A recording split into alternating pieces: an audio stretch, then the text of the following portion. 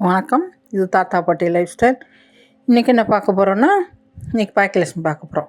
பாக்கியலட்சுமியில் அந்த செல்வியோட பையன்தான் லவ் பண்ணுறான் தெரிஞ்சவொடனே, என்னடா குடும்பமாக மனுஷங்க மாதிரியே பேசுகிறாங்க, தராதரங்கிறாங்க, ஸ்டேட்டஸுங்கிறாங்க. நம்ம ஸ்டேட்டஸ்க்கு அந்த பையனால் போய் நம்ம வீட்டில் கூட்டி பெருக்கிற பொண்ணு, நம்ம வீட்டில் பெருக்கி எடுக்கிற பொண்ணு, நம்மோட சோத்தை திங்கிறவங்க, அப்படியே அந்த பொண்ணு உழைச்சி தானே சாப்பிட்றாங்க. அது ஒரு தப்பா? அந்த பையன் இன்ஜினியரிங் படிச்சிருக்கான், அவனை சம்பாதிக்க மாட்டானா? ஐயோ, அதுவும் அந்த ஈஸ்வரி பேசுகிற பேச்சு பார்த்திங்கன்னா, கேவலமாக நாக்கில் விஷத்தை தடவி கேவலமாக பேசுது. கேவலமான உலகம், கேவலமான மனிதர்கள் வாழ்கிறதுனால தான் நாடகம் கூட இந்த மாதிரி எடுக்கிறாங்கன்னு நான் நினைக்கிறேன். என்ன கேவலமாக பேசுகிறாங்க குடும்பத்தோடு. அதுவும் அந்த பையன் பெரிய பையன் அவ்வளோ பேசுகிறான். யாருக்கு அவனுக்கெல்லாம் என்ன தகுதி இருக்குது அப்படி இப்படின்னு. ஆனால் பாக்கியா வாயை திறக்கலை. ஆனாலும் பாக்கியாவை தான் போய் திட்டுறாப்புல, உன்னால தான் இந்த பொண்ணு இப்படி ஆயிடுச்சு, நீ தான் அப்படி பண்ணி விட்டுருப்ப அப்படி இப்படின்னு. அம்மா, இந்த ஈஸ்வரியெலாம் பேசின வச்சு, நீ ரெஸ்டாரண்ட்டுக்கு பேக்கை தூக்கிட்டு போயிட்டீங்கன்னா இந்த பிள்ளையை யார் கவனிப்பா? எப்போ பார்த்தாலும் பிள்ளையை மட்டுமே கவனிச்சுக்கிட்டு இருந்தால் சோத்துக்கு யார் என்ன பண்ணுறது?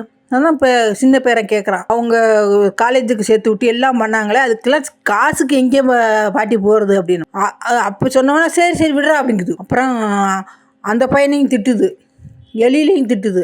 இவன் அந்த ஒரு குழந்தையோட கூட்டிகிட்டு வந்தான்ல, அதனால தான் இவன் அங்கே போய் லவ் பண்ணுறான் அந்த ஆகாஷ் பையனை அப்படின்னு அதுக்கும் திட்டுது அந்த பொம்பளை. அப்படி விஷத்தை கொட்டுது, கக்குது. அந்த மனிதர்கள் இப்படி தான் போல அப்படிங்கிற மாதிரி அப்படியே கொட்டுறாங்க. அது நேரம் செல்வி உள்ளே வராப்புல, அக்கா என்னக்கா நீ இங்கே வந்துட்ட அப்படின்னு கேட்டவுடனே இந்த அம்மாவை பார்த்து, நான் போய் ஏண்டி நீ தான் திட்டம் போட்டு என் வீட்டு பொண்ணை லவ் பண்ண சொன்னியா?